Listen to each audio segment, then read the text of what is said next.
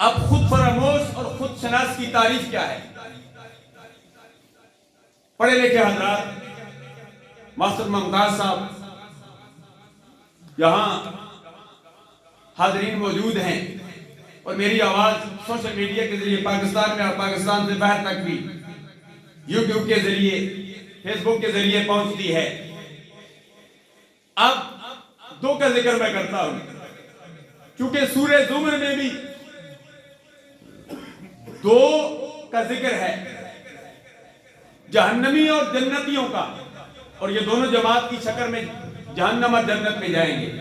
اور دو ہی انسانوں کا ذکر ہے، خود فراموش اور خود شناس۔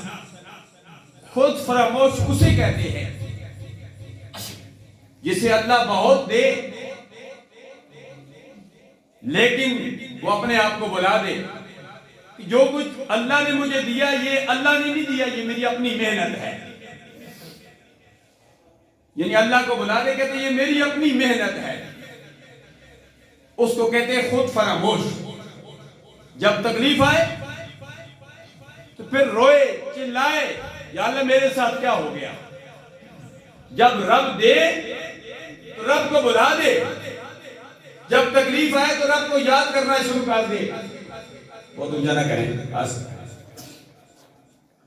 تو رب کو جب تکلیف آئے رب کو یاد کرے، جب تکلیف چلی جائے کہ جو کچھ بھی میں نے کمایا، جو کچھ میرے پر ہنر ہے، جو کچھ بھی ہے یہ میرا اپنا کمال ہے۔ موسیٰ کلیم اللہ کے دور میں بھی ایسے 3 شخص تھے، وہ حدیث پاک میں بھی آتا ہے، لیکن طرف میں نہیں جانا چاہتا، وقت کی دامن میں گنجائش نہیں ہے۔